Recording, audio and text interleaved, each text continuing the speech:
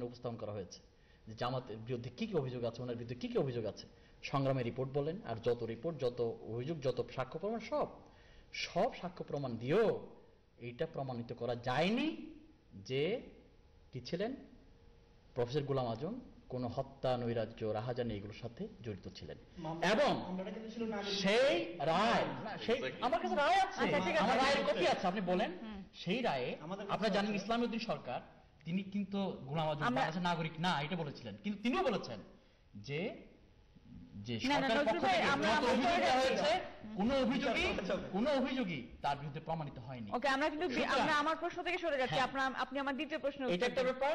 আর সুতরাং আইনগতভাবে এই জন্য আমরা এটাকে পড়ুয়াই করি না, কিন্তু এই জন্য আজকে যত অভিযোগ, যত সাক্ষ্য প্রমাণ আছে, আসেন আপনারা ডিউ প্রসেসে আসেন, আইনগতভাবে আসেন, এবং বাংলাদেশের সাক্ষ্য আইন, বাংলাদেশের প্রচলিত ক্রিমিনাল আইন সব নিয়ে আসেন। জামাত সবকিছুকে বুক পেতে নিতে কি সবসময় প্রস্তুত, কারণ আমরা জানি যে অপরাধী নয়, তাদের উপর যেভাবে এই অপরাধের কলঙ্ক চাপানো হয়েছে, যেটা একবার প্রমাণিত হয়েছে সেটা বারবার প্রমাণ হবে, হাজার এবং আইনের প্রসেসের মাধ্যমেই যদি তারা বিচার করে, ডিও আইনের প্রসেস করে এবং ফেয়ার এবং জাস্টলি করে, জামাত ইনশাআল্লাহ আবার নিরপরাধ প্রমাণিত হবে। লাইক গোলাম আজম, হ্যাঁ এক। আর দুই নম্বর হচ্ছে আপনি বলেছেন যে আপনি কেন অন্যদিকে ধাবিত করছেন, নাগরিকত্ব মামলা ছিল, কিন্তু রায়ে এই কথা এসেছে, রায়ে এই কথাগুলো এসেছে। নাগরিকত্ব ইস্যুতেই তারা কিন্তু এই অভিযোগগুলো সমস্ত প্রমাণগুলো দিয়েছিল, এবং সেই প্রসঙ্গে বলেছে যে আমরা সমস্ত সাক্ষ্য প্রমাণ পেয়েছি, সাক্ষ্য প্রমাণের স্তূপ ছিল আমাদের সামনে, এবং তারা রায় দিয়েছে। যে রায় দিয়েছে গোলাম আজম বাংলাদেশের নাগরিক না, তিনি বলেছেন যে সমস্ত সাক্ষ্য প্রমাণ দেখে এটা প্রমাণিত হয়েছে তারা এইসব অপরাধে জড়িত ছিলেন না। পলিটিক্যাল ভিউ আমার থাকতে পারে, আমরা ইউনাইটেড পাকিস্তানের কজকে সাপোর্ট করেছি, জামাত স্বীকার করে, তার মানে এটা নয় যে যুদ্ধকালীন সময় যে অপরাধ হয়েছে সে অপরাধে জামাত জড়িত ছিল। ওকে, আমার দ্বিতীয় প্রশ্ন। টিপাইমুখী বাদ, আসলে আপনি বলছেন যে টিপাইমুখী বাদকে ইস্যু করে এই জামাত বা বিএনপি যুদ্ধাপরাধের ইস্যুকে অন্যদিকে ধাবিত করতে, এটা রাজনৈতিক বিশ্লেষকদের হচ্ছে অভিযোগ। বরঞ্চ আমি বলি এটা এই টিপাইমুখী ইস্যু, এটাই হচ্ছে আসল ইস্যু। বাংলাদেশের অর্ধেকের বেশি মরুভূমিতে পরিণত হবে। ফারাক্কার মতো আরেকটা বড় ধরনের ভয়ঙ্কর বাংলাদেশের দুঃস্বপ্ন, আসল ইস্যু। বরঞ্চ এই ইস্যু থেকে জনগণকে অন্যদিকে ধাবিত করার জন্য আপনার যুদ্ধাপরাধী ইস্যু নিয়ে এসেছেন, যাতে টিপাইমুখীর ইস্যু নিয়ে আসা না যায়, মানে অত্যন্ত নিরাপদে সবাইকে ঘুমিয়ে রেখে টিপাইমুখী বাদ দেওয়া যায়, বাংলাদেশকে আরেকবার মরুভূমিতে এশিয়ান হাইওয়ে নামে করিডোর দেওয়া যায়। না, আমি বুঝলাম, কিন্তু বিএনপি এবং জামাত সরকার যখন ক্ষমতা ছিল তখনও কিন্তু টিপাইমুখ বাদ নিয়ে কোনো কাজ হয়নি। ধন্যবাদ। আমি ফিরে আসবো মুহিত ভাই, আপনার কাছে আসছি। যুদ্ধাপরাধীদের বিচারের বিষয়টি স্বচ্ছতা বজায় কি করে রাখা যায়, এবং এটিকে দলীয়করণ না করে সত্যিকার যুদ্ধ অপরাধীদের বিচারটা কিভাবে করা সম্ভব? আপনি একজন অভিজ্ঞ রাজনীতিবিদ, চ্যালেঞ্জের মুখোমুখি হবে 14 দলীয় সরকার, আমরা জানি, কিন্তু তাদের যদি সদিচ্ছা থাকে, তারা যদি সত্যিকার যুদ্ধ অপরাধীদের বিচার, তাদেরকে চিহ্নিত করে বিচার করতে চায়, তাহলে কি কি পদক্ষেপ তারা নিলে এই বিষয়টিকে, এই প্রসেসটিকে তারা স্বচ্ছ করতে পারবে?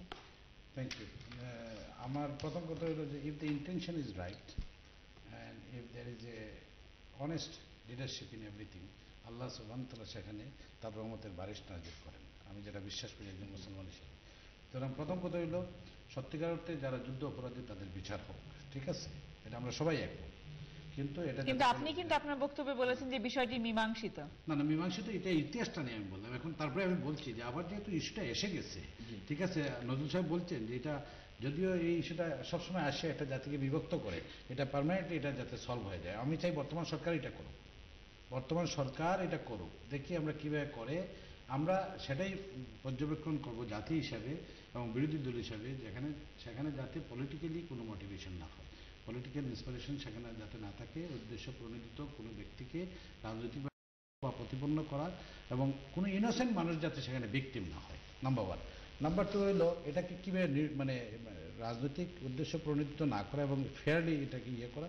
আমি মনে করি all party should be involve there, including Jamaat, BNP Jatiya Party and other political party এবং আওয়ামী লীগ সেখানে মিলে এটা সংসদে আনিয়ে আলাপ করুক, লিস্ট আনুক, এবং এখানে যে আওয়ামী লীগ মন্ত্রী যেটা বললেন যে কিছু সংখ্যক লোকদের উনি বিচার করবেন, তো এতেই মানে সিমটম এখানে যে আর্গুমেন্টটা আসছে, ডিবেটটা আসছে, কেন আসছে, কিছু সংখ্যক যুদ্ধ অপরাধী যারা তাদের বিচার হবে, এখানে কিছু সংখ্যক বলতে তো কোনো জিনিস আসতে পারে, 25 জনের লিস্ট করা হয়েছে, সবই জামাতের।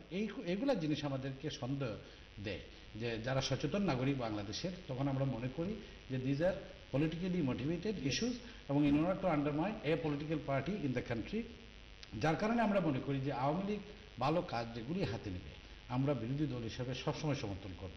আমাদের নেত্রী বেগম খালেদা জিয়া বলেছেন এই যে টিপাই মুখের কথা, যে সরকার ভালো পদক্ষেপ নেয়, জাতির ইন্টারেস্টকে যখন প্রোটেক্ট করবে, বিরোধী দল is there to support the government. তো এই জন্য আর বিএনপি এগুলাকে পলিটিক্যাল ইস্যু হিসেবে নিচ্ছে না, it is a national issue, it is a very serious issue, যেখানে আপনার একটা দেশ মরুভূমিতে পরিণত হয়ে যাবে, দেশের একটা অংশ, সেখানে আপনার ইকোনমিক্যাল প্রবলেম হবে, ইকোলজিক্যাল প্রবলেম হবে, আমাদের মানুষ মারা যাবে, ইট ইজ এ সিরিয়াস ইস্যু। 38 বছর তো ওইটা নিয়ে আমরা বাঁচতে পারছি, কিন্তু এইটা তো সিরিয়াস ইস্যু। কিন্তু বিএনপি বা জামাত তো কোনোদিন বলে নাই যে যুদ্ধ অপরাধীদের বিচার করিও না। টিপাই মুখের ইস্যুটা আসছে, এইটা নিয়েও আন্দোলন করতেছে এবং সরকারকে সহযোগিতা করতেছে। আবার যুদ্ধ অপরাধীদের বিচারটা তো already it came in the first stage of the government when they came into power. তারা যদি এগুলো নিয়ে তাদের আইনে, আগেই বলছি যে আইনের গতিতে কাজ হবে এবং উন্নত মানের বিচার হোক সেখানে, আন্তর্জাতিকভাবে, যাতে আন্তর্জাতিক মানের বিচারটা হোক সেখানে আমরা চাই। ধন্যবাদ। তো এই জন্য আমার কথা হলো যে let us not divide the nation with all these issues, by blaming a political party, যেমন Jamaat, BNP, Awami League, we are all concerned about our welfare, about the welfare of our nation. Awami League যেভাবে concerned, BNP is concerned, Jamaat is concerned, and other political party is concerned, small or big. এখানে আমাদের সবাইকে মিলে কাজ করতে হবে। এই জন্য আমি শুধু লাস্ট কথাটা বলবো, আমি জানি না আবার আসতে পারবো, আমাদের সময় শেষ। এই জন্য আমার আহ্বান থাকবে যে we should be United on the national issue, এবং কেউ কাউকে দোষাদোষী না করে, যুদ্ধ অপরাধী যেই হোক, সে আমার ভাইও যদি হোক, সে যদি ইনোসেন্ট মানুষকে হত্যা করে থাকে, he or she should be ব্রট into justice, ধন্যবাদ। তার বিচার হওয়া। শানু, তরুণ প্রজন্ম হিসেবে বিভিন্ন বক্তব্য এসছে যে আওয়ামী লীগ বা 14 দলীয় সরকার স্বচ্ছতা বজায় রাখতে পারছে না, এবং তারা ইতিমধ্যেই যে ধরনের বা তাদের মন্ত্রীরা যে ধরনের কথা বলছে তাতে পক্ষপাতিত্বের আভাস পাওয়া যাচ্ছে, পক্ষপাতিত্বের গন্ধ পাওয়া যাচ্ছে, বা একটি বিশেষ রাজনৈতিক দলকে বিচারের সম্মুখে আনার চেষ্টা করা হচ্ছে, বিভিন্ন ধরনের অভিযোগ এসছে। তুমি তোমার বক্তব্য শুরুতে বলেছো যে তরুণ প্রজন্ম যেভাবে এই সরকারকে ভোট দিয়েছে, যে তাদের সে সময় একটা আশা ছিল যে এই সরকার, তাদের যে নির্বাচনী ইশতেহারে পরিষ্কার করে বলা হয়েছে যে যুদ্ধ অপরাধীদের বিচার হবে, তারা সেই বিষয়টির প্রতি আকৃষ্ট হয়েছে, এবং সেই বিষয়টির প্রতি আকৃষ্ট হয়ে তারা এই সরকারকে এই ধরনের বিপুল ভোটে বিজয়ী করে ক্ষমতায় এনেছে। তো একজন তরুণ প্রজন্মের প্রতিনিধি হিসেবে এই সরকারের কাছে যুদ্ধ অপরাধীদের বিচারের ব্যাপারটা স্বচ্ছ করার ক্ষেত্রে তোমার কি দাবি হবে? তুমি কি চাও যে এই ধরনের 25 জনের লিস্ট কিংবা একটি বিশেষ রাজনৈতিক দলকে